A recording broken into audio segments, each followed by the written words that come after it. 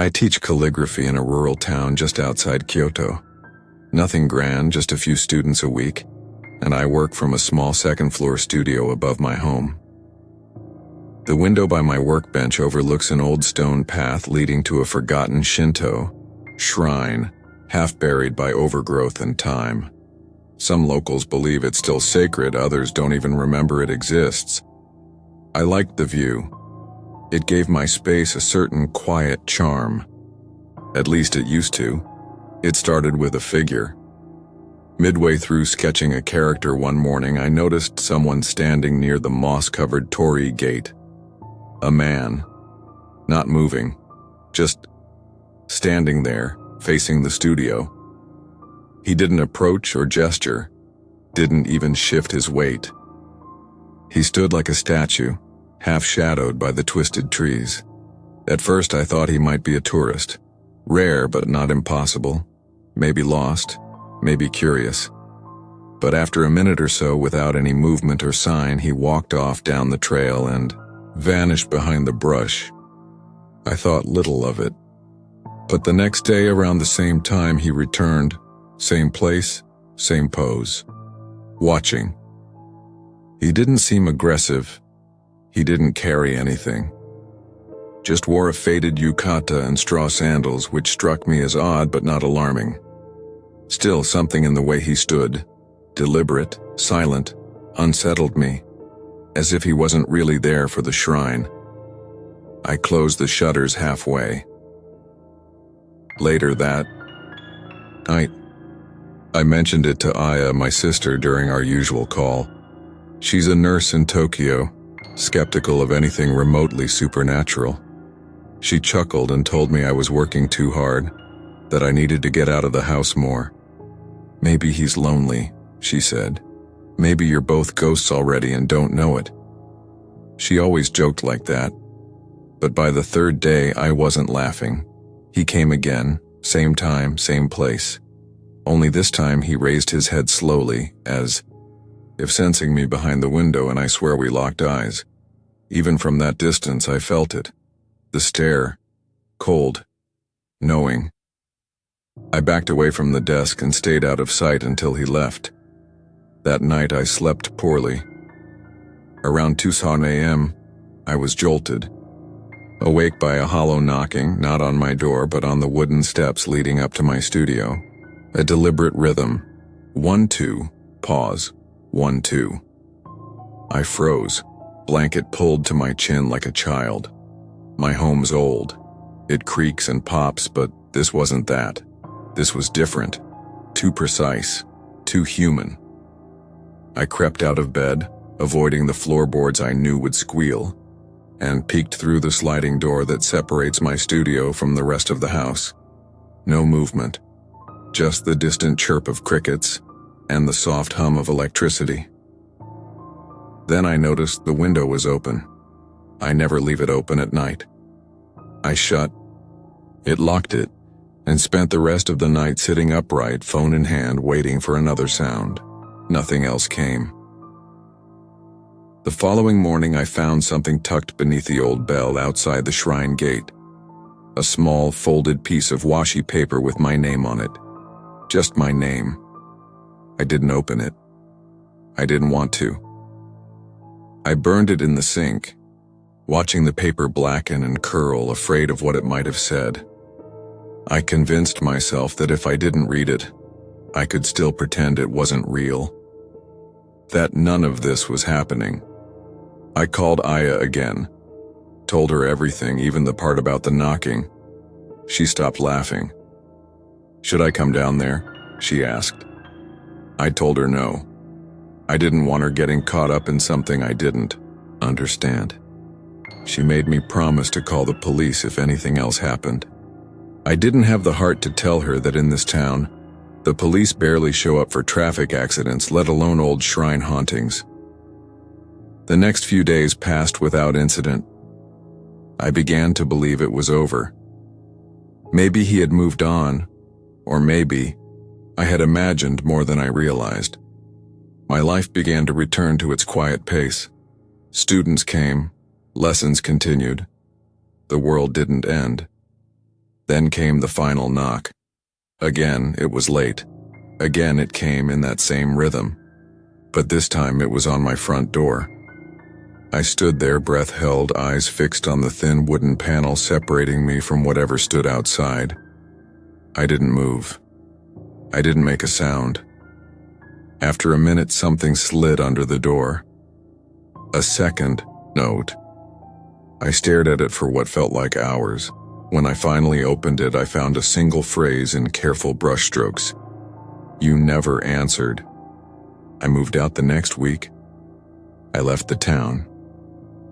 Rented out the house to a professor from the city who'd never heard of the shrine. I didn't explain. I didn't need to. I packed my tools, my books, and started fresh somewhere far from Torii gates and narrow paths, but sometimes, usually late, usually when I'm alone, I think I hear that knock again, and I wonder what would have happened if I had answered.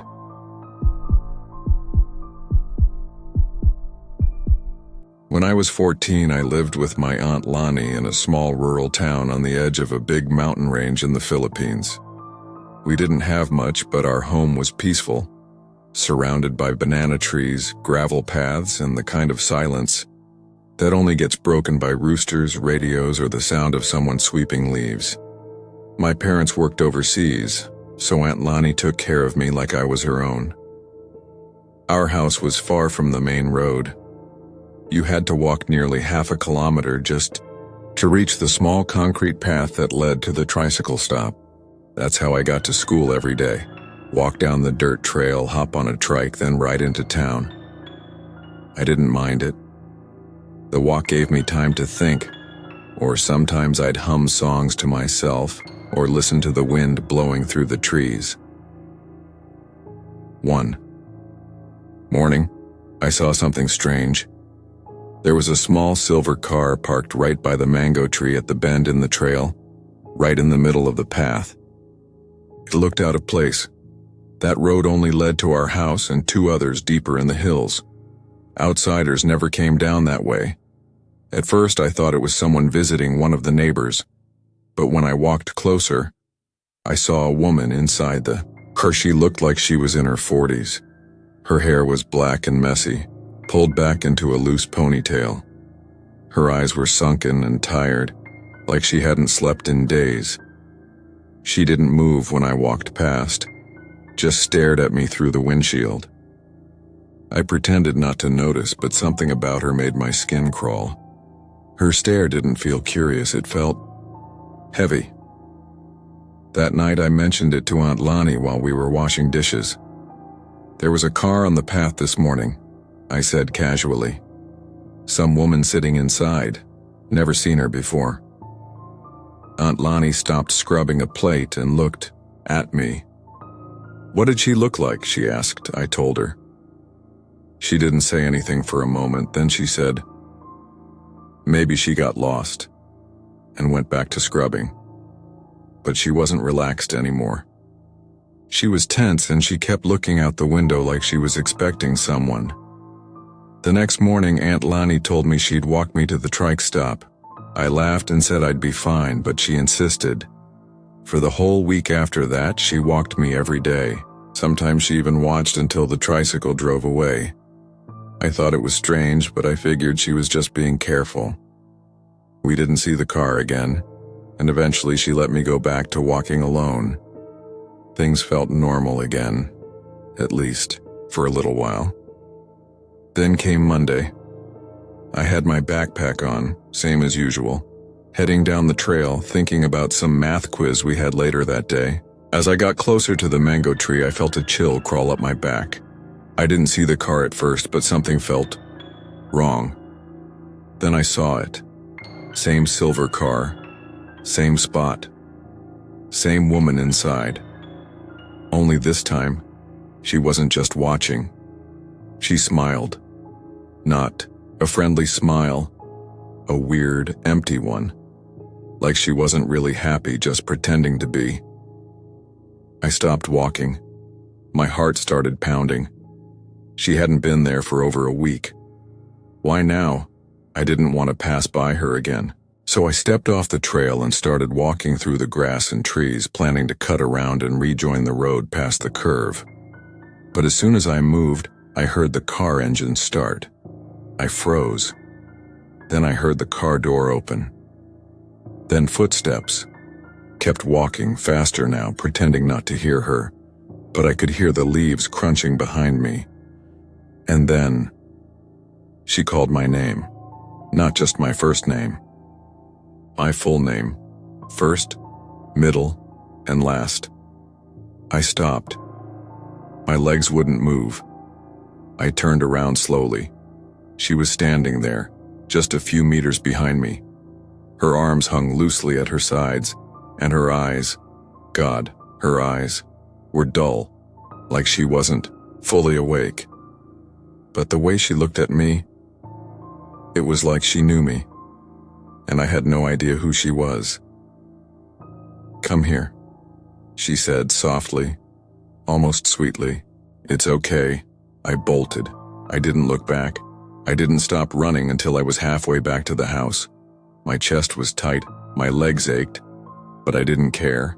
I just kept going. When I burst through the door, Aunt Lonnie turned pale.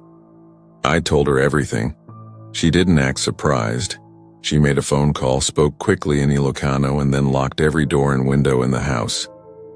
I didn't understand why she wasn't more shocked, until later that evening when she sat me down and told me the truth. The woman? She was my mother's older sister. I didn't even know I had an aunt. Her name was Teresa, and she had been in and out of psychiatric care since she was young. Before I was born, she'd gone through a strange period, convinced she had a child even though she didn't. She used to tell people her baby had been stolen from her. Eventually, she disappeared. My family didn't talk about her. They thought she had left the country, but now she is back. And somehow she found me. Aunt Lonnie said she had recognized the description immediately, but didn't want to scare me unless she was sure. She had reported the first sighting to the local authorities, but they brushed it off, saying Teresa wasn't dangerous, just mentally unstable. But she had been watching me. She waited until I was walking alone again. She had memorized the path, the schedule, the exact time I'd pass by. We packed up that same night. Left town the next morning to stay with relatives in a different province. I never walked that trail again. I don't even know what happened to her after that. Aunt Lonnie refused to talk about it.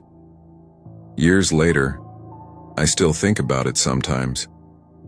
About how she said my name like it belonged to her. About how she looked at me like I was someone she had lost. I don't know what she wanted from me. But I know one thing. She wasn't a stranger. And that scared me more than anything.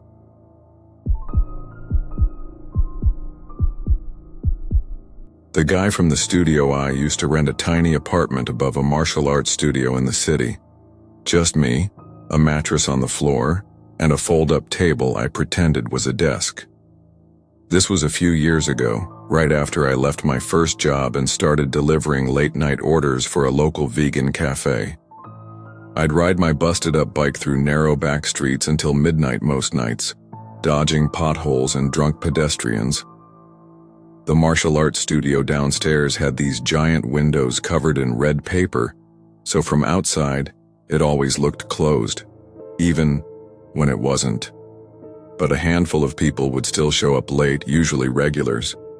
One of them was a guy who gave off this weird energy I couldn't explain. Not creepy exactly, just off. Always came in 10-15 minutes before they locked the doors.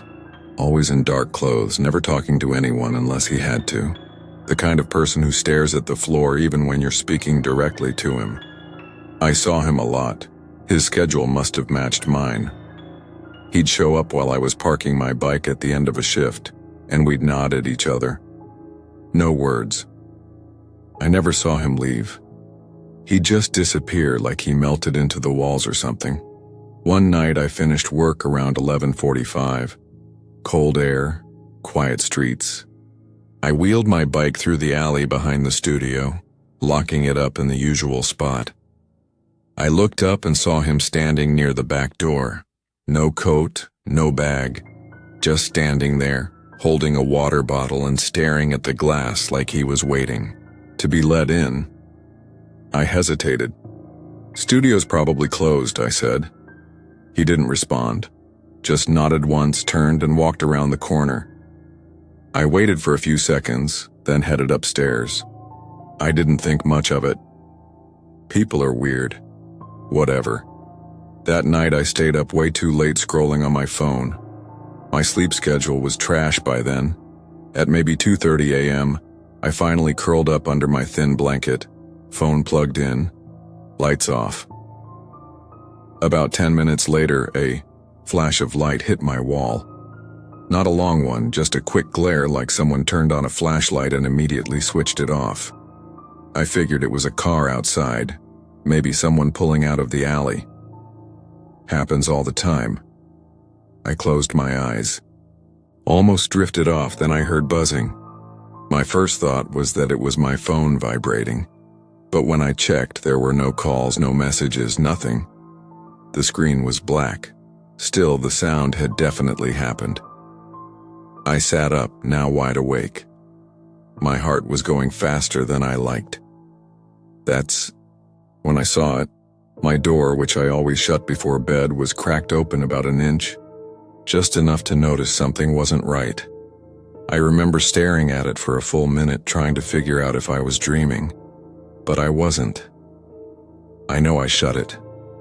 Always do. It creaks if you don't close it all the way, and I would have heard that. I got up quietly and pushed the door shut. It clicked smoothly, nothing blocking it, no reason for it to be open.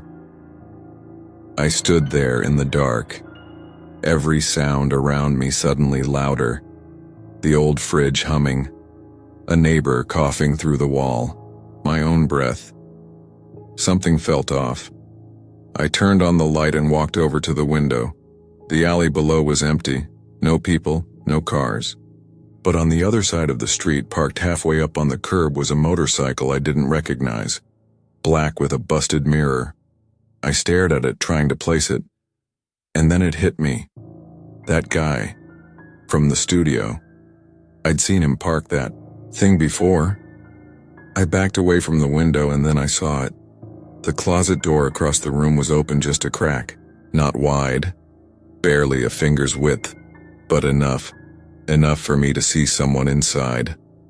Just an eye, staring right at me. I didn't even scream. I ran. I didn't grab my phone, didn't grab my keys. I didn't stop to think. I just sprinted out of the apartment barefoot and bolted down the stairs. I pounded on the first door I could find. Some guy 2 floors down finally opened, half asleep in boxers and a robe. I must have looked insane, shaking and out of breath because all I could say was, "Someone's in my apartment." He let me in and called the cops. I sat on his floor, staring at the wallpaper while waiting for the sound of sirens. When they got there, the closet was empty. The window was open, barely, but enough for someone to slip out if they were careful. The motorcycle was gone. I gave a description. They looked into it. 2 days later, I got a call. They found the guy. He'd been using a key. One of the old ones from when the upstairs apartment was a storage space for the studio years ago. Apparently, he'd trained there for a long time, even slept there sometimes after hours. Said he liked the silence upstairs. He had a whole story that made no sense. Talked about how familiar my apartment felt, how he'd just wanted to look around. They found my phone tucked under the corner of my mattress. It had been moved. Some drawers were slightly open. Nothing was stolen, but everything felt violated. The detective told me one thing that stuck with me. "You woke up because his phone buzzed in your closet. If it hadn't gone off, he might have stayed longer." Sometimes I try not to think about what longer means. I moved out 2 days later, left the mattress, bought new locks for the next place, and stopped wearing headphones at night. It's been years now, but I still check every door twice before bed. And I haven't stepped foot in another martial arts studio since.